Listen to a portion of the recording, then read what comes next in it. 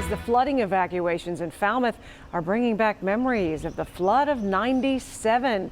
WCPO 9 News anchor TIMYKA Artist joins us live from there on why many residents are not waiting around to see what happens. TIMYKA, I remember Mama saying, once bitten, twice shy.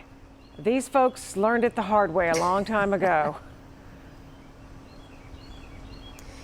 Exactly, Julie, and the people who live here love this community. It's a beautiful place to live, but you do live along a river, and so this is something that is constantly in their minds. And when you get a lot of rain like we've been seeing over the past couple of days, you certainly do think back to what happened in 1997. But let's take a look at the current situation. You can see here, as Julie mentioned, we're at minor flood stage at this point. It's expected to crest later on this evening, but people are definitely keeping an eye on the rising water because of what happened back in 1997.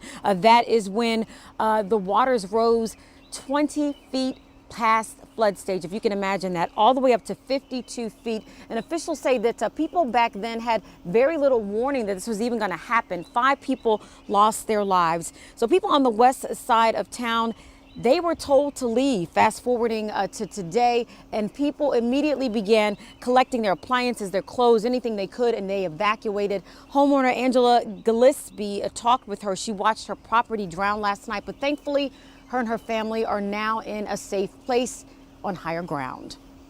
We're here today and gone tomorrow. I mean, it's just easier to be safe than sorry. I think 97 taught us all a very rough lesson that what Mother Nature can do. All right, so again, the river at minor flood stage right now. It will crest later on tonight. We're going to keep an eye on this situation for you and bring you more updates over the next half hour.